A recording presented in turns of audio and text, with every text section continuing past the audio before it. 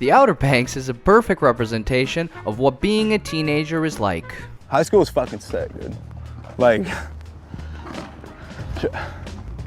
so much fun.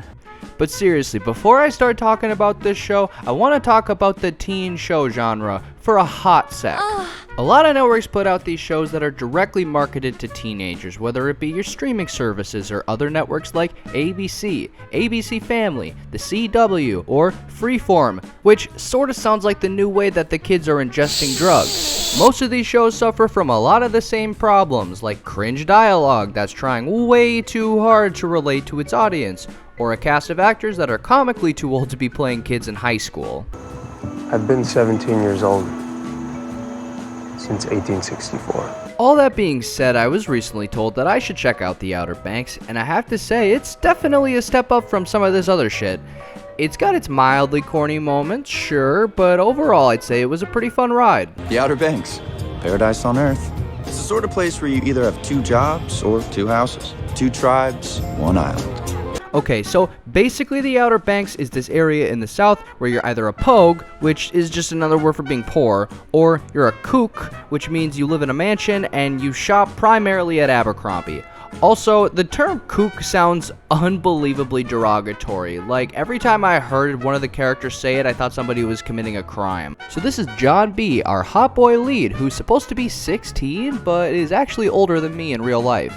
He spends all his time chilling with his friends because his dad was apparently lost at sea and he's now an unaccompanied minor. He's also far from a perfect protagonist. He often does things that are not very smart, and even the other characters straight up acknowledge that he's kind of a dumbass.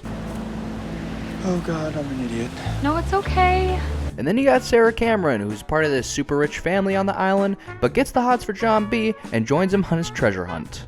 I think this goes for both Sarah and John B., but their characters are not really anything special, but they are by far the best and most interesting when they're in the same scene. However, Sarah probably has some of the best lines in the whole show. It's like some shit that a Midwestern mom would say. So suck it up, Buttercup. Did you just yeet over that chain? Now all of John B.'s friends have cool little arcs that go on as well. You got Blondie, who's the more reckless one in the group. He's always like waving a gun at people and doing stupid shit, but it all makes a little bit more sense when you meet his dad, who's a drunk, abusive asshole. His story actually provided some pretty emotional moments, which I thought were handled pretty well. You have Pope, who seems like he's the smart one of the bunch. He's like the only one who appears to be going to college. But this character, midway through the show, smokes weed once and instantly becomes a complete idiot. Fuck! Oh! God damn it! Shit! Fuck! Shit!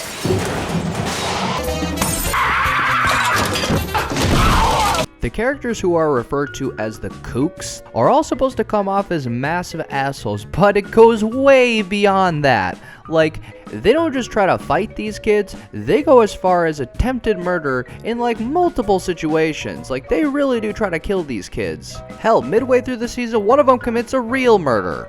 Like, one of my favorite parts of this show is when John B. gets pushed off of the water tower like he's Kelso from that 70s show.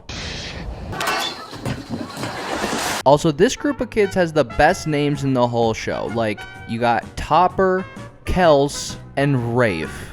I mean, okay, this is probably gonna bother some people, but the show definitely has a very bro-y energy to it. For me, I didn't mind though. It made the characters feel a little bit more realistic, although it definitely can be a bit much sometimes. She kissed you, bro. It's okay to trip, bro. Oh, just give me that John D already. Like, when are you gonna swoop on that, man? Bro, your dad's a pussy over.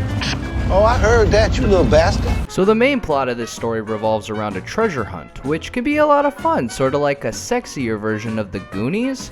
Our characters find a sunken boat and discover a few mysterious items, like a motel key, which brings them to a room that has a bunch of cash and a gun. So what's their first big move towards finding this underwater buried treasure? Kegger? But actually what they do is steal scuba gear, which allows them to find a compass that belonged to John B.'s father.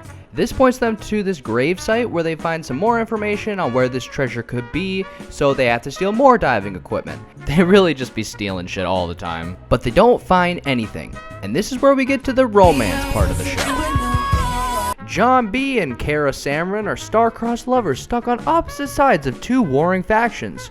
So after John B yeets off of his bike, she dresses his wounds and decides she's gonna help him find more clues because her family is rich and she can get him into places a little bit easier. During this, they realize that they're not so different and they fall in love. Oh, isn't that cute? And this becomes an issue since Sarah is already sworn to Prince Topper of Shithead Island. Uh-oh, do I smell a love triangle a brewing? Oh, here it is. Why don't you get on your fucking bike, Topper? Or what? Get on the bike.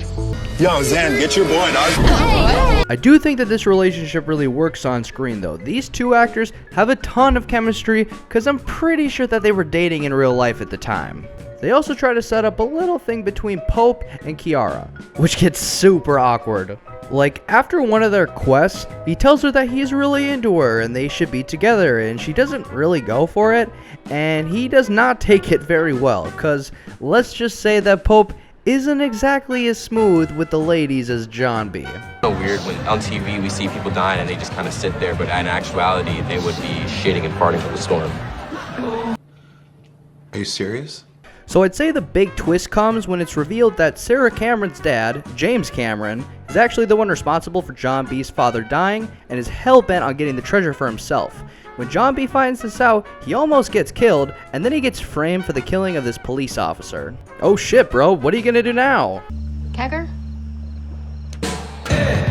Okay, but what actually happens is this dickhead ends up stealing the treasure from under them and shipping it off to Costa Rica or something. So the show ends with John B and Sarah Cameron running away from the law on sea. And when they go directly into the storm, everybody just assumes they drowned, but nope, they miraculously survived. And the other thing that happens is Kiara all of a sudden decides that she wants to date Pope. Where did that come from? Is it because he started acting like these two dumbasses? Oh, just give me that John D already. Like, when are you gonna swoop on that, man? Bro, But these two sexy fuckers are rescued and are now being brought to where James Cameron has stashed the gold. Now, how exactly are they planning on stealing the gold from him? Kegger? No, stop. No more keggers. Overall, I had a pretty good time with this season. Yeah, it's a bit cheesy and silly, but it's also just harmless fun with pretty likable characters.